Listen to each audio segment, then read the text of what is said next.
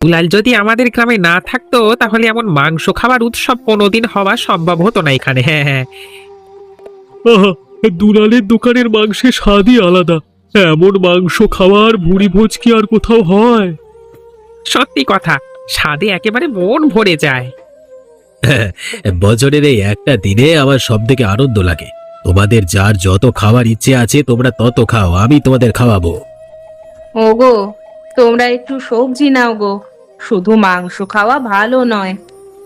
আরে, এই বউটা আবার এখানে কোত্থেকে এলো? তোমার কোনো কাজ নেই বউ? আর দেখছো এখানে মাংস খাওয়ার উৎসব চলছে আর তুমি এখানে সবজি বিক্রি করতে এসছো। শুধু মাংস খেলে কি হবে বাবারা? সবজিতেই তো বেঁচে থাকার সব উপাদান লুকিয়ে থাকে। আমাদের বিরক্ত করো না এখন। এই যাও যাও, খাওয়া দাওয়া চলছে এখন, না হলে আমরাও তোমাকে মাংস খাইয়ে দেব। নিজেরা ভিকিরি ঘরের লোক, নিজেদের মাংস খাওয়ার পয়সা নেই, সবজি খেয়ে বেঁচে থাকো আর আমাদের নিজেদের মতো ছোট লোক মনে করছো। এখান থেকে যাও, না হলে মেরে তাড়াবো। আমাদের বেশি জ্ঞান দিতে হবে না, যাও ভাগো বলছি। যাও যাও, এখান থেকে যাও। যাবে নাকি আমরা মেরে তাড়াবো? ঠিক আছে ঠিক আছে, আমি সত্যি নিজের পেটের দায়ে সবজি বিক্রি করতে আসি, তবে তোমরাও একদিন বুঝবে এর মর্যাদা। ঠিক আছে, আমি চলে যাচ্ছি।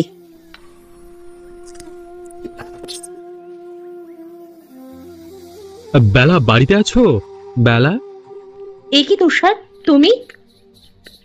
অনেকদিন হলো কলেজ থেকে চলে এসেছো, আর আসবার সময় বলেছিলে তোমাদের গ্রামের বাড়ি বেড়াতে আসবার জন্য, তাই আজকে চলে এলাম। ভালো করেছো, ভিতরে এসো। দেখো মা, কে এসেছে। কে বাবা তুমি? আমি বেলার সাথে কলেজে পড়াশোনা করতাম, আমি সব জানি কাকিমা। তুমি আর কাকু কিভাবে কষ্ট করে সবজি চাষ করে বিক্রি করে তোমাদের মেয়েকে পড়াশোনা শিখিয়েছো শহরের কলেজে। কিন্তু ও অনেকদিন চলে এসেছে আর আসবার সময় বলেছিল গ্রামের বাড়িতে আসতে, তাই আমি বেড়াতে এলাম। ভালো করেছো, তবে তোমাকে কোথায় থাকতে দেব বলো তো? আমাদের তো এই ভাঙা বাড়ি। এরকম কথা আর বলবে না কাকিমা। সত্যি কথা বলতে কি, শহরে আমাদের অনেক কিছুই আছে, কিন্তু গ্রামে তোমাদের এই আতিথেয়তা, সাধারণ জীবনযাত্রা আর শান্তির জন্য এসেছি। তোমরা যেমন ভাবে রাখবে, যা খেতে দেবে আমি তেমন ভাবেই থাকবো আর তাই খাবো।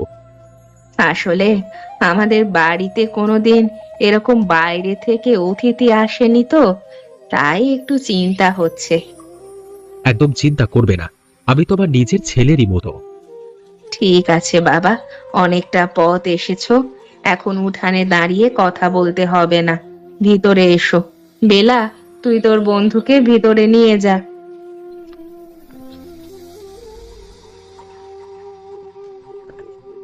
কি খবর দুলাল? আর কি খবর হবে? আমাদের মাংসের ব্যবসা মনে হচ্ছে এবার লাটে তুলে দিতে হবে। কেন? বছরের এই একটা দিন সবাইকে পকটিয়া পচা মাংস খাইয়ে সারা বছর পয়সা লুটি। কালকে ওই বউটা এসে আমাদের সব পরিকল্পনায় জল ঢেলে দিয়েছে। হ্যাঁ, আর একটু হলে লোক যদি বিশ্বাস করে নিত যে সবজি খাওয়া ভালো, তাহলে কি হতো বলতো? চিন্তা করিস না, লোক এত সহজে বিশ্বাস করবে না। তবে ওর একটা ব্যবস্থা করতেই হবে। কি ব্যবস্থা? আজকে সকালে একটা জিনিস দেখে এলাম। কি দেখে এলি? শহর থেকে একটা ছেলে এসেছে ওদের বাড়িতে। তার মানে তিনজনে চক্রান্ত করে হচ্ছিল না, আবার একটাকে জুটিয়েছে। আর সেটাই তো ওদের সব থেকে বড় ভুল। সেই সুযোগটাই তো নেব আমরা। কিভাবে? মাতব্বরের কাছে আমরা যাব, গিয়ে বলবো বাড়িতে একটা জোয়ান মেয়ে থাকতে বাইরে থেকে ছেলে নিয়ে ঘরে রেখেছে। এসব চলবে না আমাদের গ্রামে। সে যাই হোক, যে করি হোক ওদের আটকাতেই হবে, না হলে ভয়ানক বিপদ। আমি তো ভাবছি আর বেশি দেরি করা ঠিক হবে না, আজকে বিকেলেই চল আমরা যাই। হ্যাঁ, এমনিতে আজকে হাটের দিকে নয়, যা বেচা কেনা সকালের দিকে হয়ে গেছে, বিকালের দিকে যাওয়াই যায়। যতক্ষণ না ওদের লাথি মেরে গ্রাম থেকে তাড়াতে পারছি ততক্ষণ শান্তি নেই। তুই আর একটু বস, তাহলে কিছুক্ষণের মধ্যে আমি দোকানটা বন্ধ করে ফেলি। সাপকে বেশিক্ষণ বাঁচিয়ে রাখা বুদ্ধিমানের কাজ নয়। আরে এসো এসো এসো এসো, তা কি ব্যাপার? আজকে যে মানিক জোড় একেবারে একসাথে। বড় বিপদে পড়ে এসেছি বাবু আপনার কাছে। বিপদে না পড়লে তো রবীন্দ্র গাজীর কাছে কেউ আসে না। তা দুজনকে দেখেই বড় অসন্তুষ্ট মনে হচ্ছে। বসো আগে, বসে বলো কি হয়েছে। বাবু, এই গ্রামের মানুষের যা প্রিয় এবং আমাদের গ্রামের যে জিনিসের জন্য চারিদিকে নামডাক, সততার সাথে সেই মাংসের ব্যবসা করেই বেঁচে আছি আমরা। কিন্তু কিছু মানুষ চায় যাতে আমার ব্যবসা বন্ধ হয়ে যাক। কি বলছো কি তুমি? এই দুলাল ঠিকই বলেছে। দেখুন, আমরা নিজেরা আমাদের নিজেদের স্বার্থ দেখি না, দেখি মানুষের ভালো। কিন্তু কিছু মানুষ নিজেদের স্বার্থের জন্য গ্রামের মানুষদের মগজ ধোলাই করতে চাইছে। কে কি করেছে সেটা একটু খুলে বলো, না হলে বুঝবো কি করে? গ্রামে নিজের গ্যাটের পয়সা খরচা করে মাংসের মেলা লাগাই প্রতি বছর। এই বছর তো লাগিয়েছিলাম, আপনি জানেন। আপনাকে তো যথেষ্ট টাকাও দিয়েছিলাম তার জন্য। আরে হ্যাঁ, সেসব তো ঠিক আছে, কিন্তু সমস্যা কি হলো?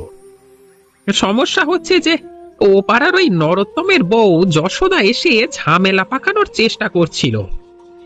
ওই ছোট লোকের আবার কবে থেকে এত বড় সাহস হলো যে আমাদের সাথে ঝামেলা করতে চাইছে? কি ঝামেলা করছিল? নিজেদের সবজি চাষ আছে বলে সবাইকে বলছিল মাংস ছেড়ে সবজি খাওয়ানোর জন্য, মানে খাওয়ার জন্য। আচ্ছা, তারপর? আমরা ভাগিয়ে দিয়েছি, কিন্তু সবার সামনে বলেছে যে মাংসের থেকে সবজি খাওয়া নাকি উপকারী বেঁচে থাকবার জন্য। এখন গ্রামের মানুষেরা যদি ওদের কথা শোনা শুরু করে তাহলে তো আমাদের গ্রামের নাম ডুবে যাবে, তাই না? আপনাকে এত পয়সা দিয়ে এত কষ্ট করে ব্যবসা করতে গিয়ে যদি শেষ পর্যন্ত ডুবতে হয় তাহলে তো আর কিছু বলবার নেই। তার উপরে আবার ঘরে কচি মেয়ে থাকতে বাইরে থেকে একটা ওই ছেলে এনে জুটিয়েছে আজকে সকালে।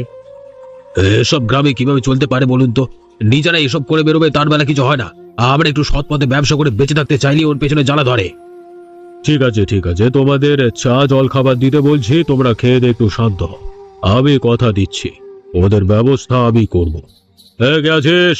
এদের চা জল খাবার দে। তোমরা সবাই জানো কেন আজকে এই সভা ডাকা হয়েছে এবং তোমাদের সবাইকে থাকতে বলা হয়েছে কেন? আমরা জানি না বাবু। আজকে সভা ডাকা হয়েছে এই নরোত্তম মণ্ডলের জন্য। আমি কি করেছি বাবু? আবার জিজ্ঞেস করছিস কি করেছিস? লজ্জা করে না তোর? কি অপরাধ করেছি সেটাই তো বুঝতে পারছি না। আমি একজন সাধারণ খেটে খাওয়া গরিব চাষি হুজুর, যার নিজের জীবন কাটাতে গেলেই হিমশিম খেতে হয়। শুধুমাত্র মেয়েটাকে শহরে অনেক কষ্ট করে কিছুটা পড়াতে পেরেছি, তার জন্য ধার দেনাও হয়েছে অনেক। এখন সেই চিন্তাতেই জীবন কাটছে। আমি কি কোনো অপরাধ করতে পারি? গ্রামের মাংসের মেলায় তোর বউ এসে সবজি খাওয়ার জন্য গ্রামের লোকেদের উস্কায় রে। বাবু বাবু দেখুন, আমরা সবাই আপনার কৃপাতে বেঁচে আছি। বললাম তো, মেয়েকে শহরে পড়াতে গিয়ে অনেক টাকা দেনা হয়েছে। এখন সেই দেনা শোধ করতে গেলে আমাদের সামনে একটাই উপায়, সবজি বিক্রি করা। তো হয়তো হয়তো সেই জন্যই সে মেলাতে অনেক লোকের জমায়েত হয়েছিল বলে সবজি বিক্রি করতে গিয়েছিল। গিয়েছিলিস তো গিয়েছিলিস, কিন্তু অত লেকচার দিতে কে বলেছিল? ঠিক আছে বাবু, তার হয়ে আমি নিজে ক্ষমা চেয়ে নিচ্ছি আপনার কাছে। এবারটার মতো ক্ষমা করে দিন। শোন, গ্রামে থাকতে গেলে গ্রামের নিয়ম মেনে চলতে হবে। আমার কাছে খবর এসেছে বাইরের একটা ছেলে কোত্থেকে জোগাড় করে এনেছিস তোরা। এসব চলবে না ভদ্রলোকের গ্রামে। বাবু বাবু ছেলেটা খুব ভালো, আমাদের নিজেদেরই ছেলের মতো, মেলার বন্ধু। ওসব বন্ধু বাজিয়ে গ্রামে চলবে না, সেটা জেনে রাখিস। কিন্তু কিন্তু বাড়িতে যখন এসেছে তখন তো আর তাড়িয়ে দিতে পারি না। কি করব বলুন? আমার জানবার দরকার নেই কি করবি, নিজেদের শুধরে নিবি আর ছেলেটাকে লাথি মেরে তাড়াবি। যদি তা না করতে পারিস তোদেরকে এক ঘরে করে দেব, মনে রাখিস কথাটা।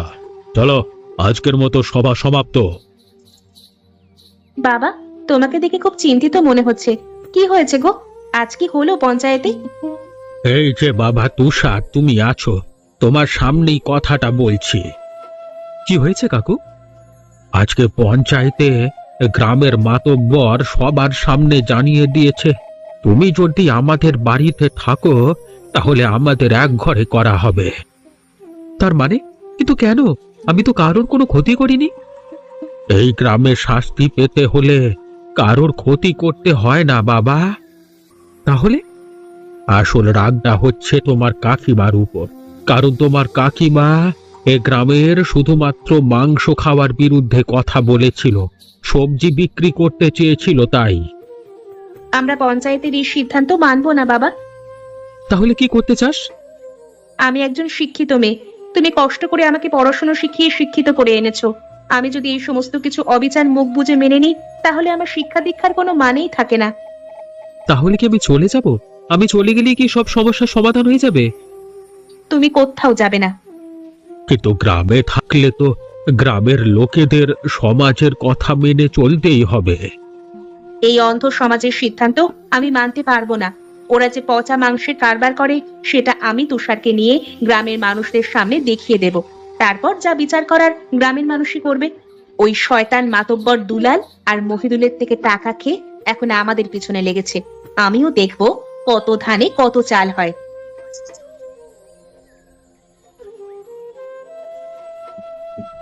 যতটা সহজভাবে কালকে কথাগুলো বললে, ততটা সহজ করে কিন্তু হবে না কাজগুলো। সেটা আমার থেকে ভালো আর কেউ জানে না, তবে করতে আমাকে হবেই। কিন্তু কিভাবে করবে তার কোনো পরিকল্পনা আছে? আমি তো পুরো ব্যাপারটার প্রায় কিছুই জানি না। আমি যতদূর জানি, প্রতি রাতে মহিদুল আর দুলাল দুজনে মিলে গ্রামের ভাগাড় থেকে মরা মাংস তুলে আনে, আর পরদিন সেগুলো গ্রামের লোকেদের কাছে বিক্রি করে। মা এটার বিরুদ্ধে প্রতিবাদ করতে চেয়েছিল, তাই আমাদের পেছনে লেগেছে ওরা। নিজেরা কিছু বলতে পারবে না, তাই পয়সা দিয়ে মাতব্বরকে কিনে আমাদের পেছনে লাগিয়ে দিয়েছে। কিন্তু ওই পুরো চক্রান্তটা মানুষের সামনে আনতে গেলে প্রমাণ লাগবে, না হলে কেউ আমাদের কথা বিশ্বাস করবে না। প্রমাণ জোগাড় করতেই হবে আমাদের। তোমার কাছে মোবাইল আছে তো? হ্যাঁ আছে। আজ রাতে আমরা লুকিয়ে ভাগাড়ে যাব। তারপর তুমি মোবাইলে সবটা ভিডিও করবে। তারপর দেখছি ওরা কোথায় যায়। কিন্তু আমাদের খুব সাবধানে করতে হবে। তা তো করতেই হবে, একটু সাহস তো আমাদের দেখাতেই হবে। ঠিক আছে, আমি রাজি। তবে ওই কথাই স্থির হলো, আমি এখন যাচ্ছি। আরে ওই তো ওরা, ওই যে সত্যি তো দুজনে মিলে মরা মাংস বস্তায় পুড়ে নিয়ে যাচ্ছে। ধীরে ধীরে কথা বলো, শুনতে পেয়ে গেলে ওই মাংসের সাথে আমাদেরকেই কেটে বেজে দেবে। আর হাঁ করে দেখছো কি? ভিডিও বানাও। আরে কালকে 8 ভাত বেশি করে মাংস নিয়ে যেতে হবে। আজকে মাতব্বরকে একটু বেশি বেশি খুশি রাখতে হবে। বলা যায় না কখন কোত্থেকে কোন ঝামেলা এসে পড়ে ঘাড়ে। আরে এখন কাজের সময় এসব অকাজের কথাও কেন বলিস? ঠিক আছে, তাড়াতাড়ি চলো, কাজ শেষ করে যাওয়া যাক। বেটাদের কালকে দেখাবো আমরা কি করতে পারি। আজ আমি তোমাদের কাছে কেন এসেছি জানো? নিশ্চয় বেটা আবার সবজি বিক্রি করতে এসছে মাংসের বাজারে। বাবু বলবার পরেও শিক্ষা হয়নি তোমাদের? এই যাও না, যাও এখান থেকে যাও। আরে বাবা, এখন ভরা বাজারে আমাদের বিরক্ত করতে এসো না। বিরক্ত করতে আসেনি, তোমাদের পর্দা ফাঁস করতে এসেছি। তার মানে তোমরা সবাই শোনো, আমার মেয়ে আর ওর বন্ধু তুষার দুজনে মিলে এই দুজন শয়তানের সমস্ত কুকীর্তির ভিডিও করেছে কাল রাতে। তোমরা দেখলেই সব বুঝতে পারবে আমি কেন তোমাদের এতদিন মানা করেছি মাংস খেতে, আর কেন আমাদের ওপর ওদের এত রাগ। কি দেখাবে তোমরা? কি হয়েছে? তোমরা কেউ কিছু দেখবে না। ওদের বাবু এক ঘরে করেছে, সেই জন্যই রাগ পোষাতে এসে যেখানে ইয়ে। আমরা শুধু নিজেদের স্বার্থের জন্য নয়, সবার স্বার্থের জন্য এসেছি। এই দেখো তোমরা ভিডিও। এবারে তোমরা দেখতে পাচ্ছ কিভাবে এতদিন তোমাদের বছরে একদিন ফকটিয়ায় মাংস খাইয়ে মন ভুলিয়ে সারা বছর ভাগাড়ের মরা মাংস খাইয়ে এসেছে। ছি ছি, আর তোমরাও তাই খেয়েছো। আজকে মেরেই ফেলবো তোদের, শেষ করে ফেলবো তোদের দুজনকে। বাঁচাও ভাই, পালা, বাঁচতে চাইলে পালা ভাই, না হলে মেরে ফেলবে। চল চল বাবুর কাছে চল, তাড়াতাড়ি চল।